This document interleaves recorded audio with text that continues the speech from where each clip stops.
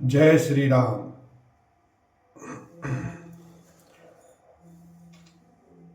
चरित सिंधु गिरिजा रमन, वेद न पावै पार।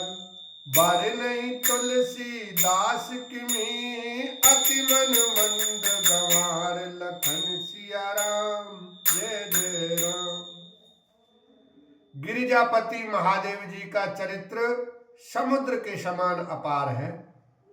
उसका पार वेद भी नहीं पाते, तब अत्यंत मंदबुद्धि और गंवार तुलसीदास उसका वर्णन कैसे कर सकता है। शंभु चरित सोनी सरस सुहावा, भरद्वाज मुनि अति सुख पावा। बहुलालसा कथा पर बाढ़ी, नैनन नीर रोमावली ठाड़ी। शिव जी के रसीले और सुहावने चरित्र को सुनकर मुनि भरद्वाज जी ने बहुत ही सुख पाया। कथा सुनने की उनकी लालसा बहुत बढ़ गई। नेत्रों में जल भराया तथा रोमावली खड़ी हो गई। प्रेम विवश मुख आवन बानी, दशा देखी हरि से मुनि ज्ञानी।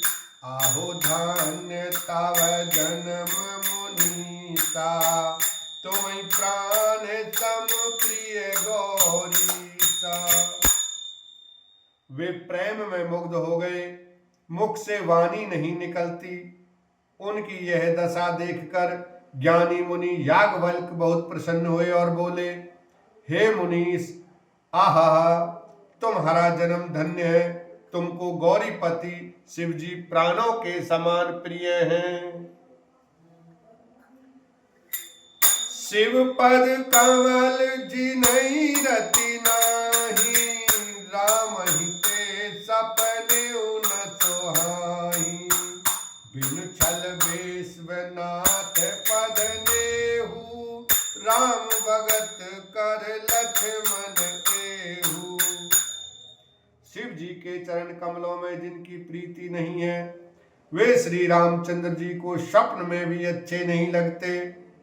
विश्वनाथ श्री शिव जी के चरणों में निष्कपट विशुद्ध प्रेम होना, यही राम भक्त का लक्षण है।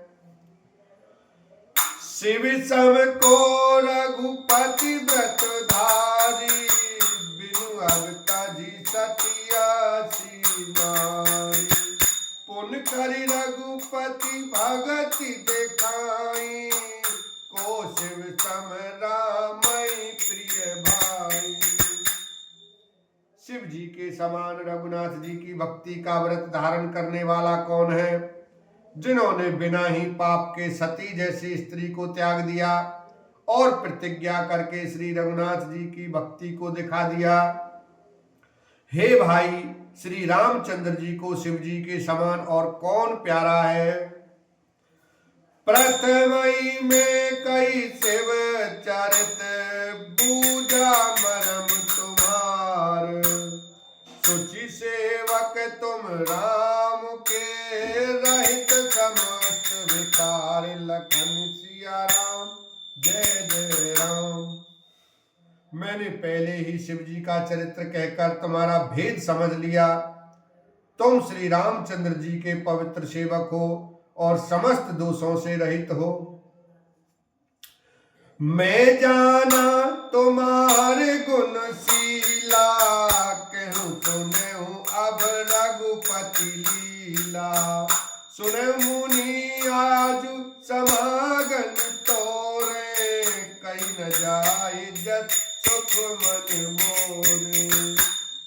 मैंने तुम्हारा गुण और शील जान लिया है। अब मैं श्री रघुनाथ जी की लीला कहता हूं, सुनो। हे मुनि सुनो, आज तुम्हारे मिलने से मेरे मन में जो आनंद हुआ है वह कहा नहीं जा सकता।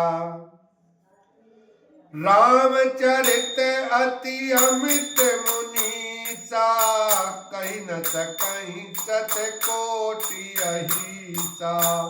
तदपि यथाश्रुत कहूँ बखानी, सुमिर गिरापति प्रभु धनु पानी। हे मुनीश्वर, रामचरित्र अत्यंत अपार है, 100 करोड़ शेष जीवी उसे नहीं कह सकते। तथापि जैसा मैंने सुना है वैसा वाणी के स्वामी और हाथ में धनुष लिए हुए प्रभु श्री रामचंद्र जी का स्मरण करके कहता हूं। शारद दारु नारी सम स्वामी, राम सूत्रधर अंतर्यामी। जेहि पर कृपा करऊं जनु जानी, कभी और अजिर न चावई बानी। सरस्वती जी कठपुतली के समान है और अंतर्यामी स्वामी श्री रामचंद्र जी सूत पकड़कर कठपुतली को नचाने वाले सूत्रधार हैं। अपना भक्त जानकर जिस कवि पर वे कृपा करते हैं उसके हृदय रूपी आंगन में सरस्वती को वे नचाया करते हैं।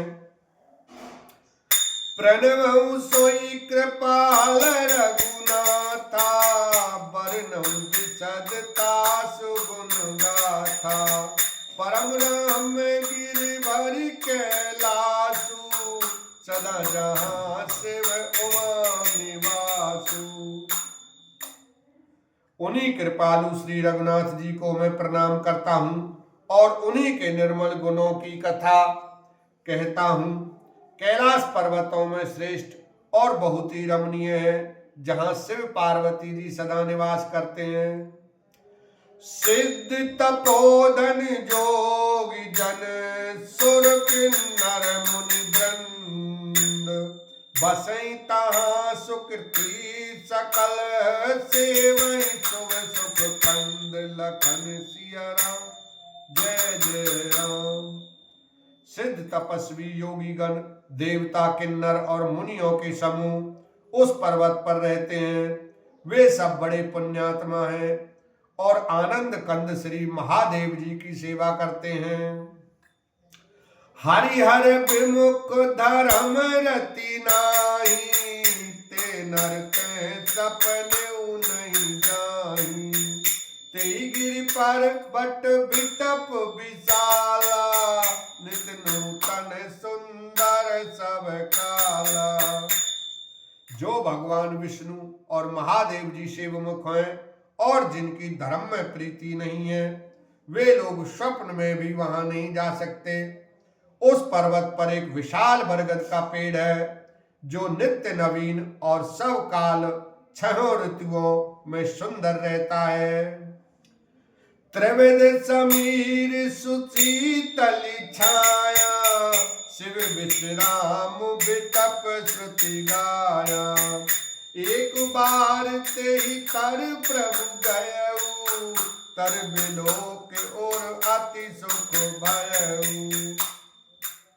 वहां तीनों प्रकार की शीतल मंद और सुगंध वायु बहती रहती है और उसकी छाया बड़ी ठंडी रहती है।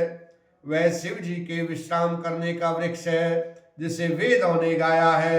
एक बार प्रभु शिव जी उस वृक्ष के नीचे गए और उसे देखकर उनके हृदय में बहुत आनंद हुआ।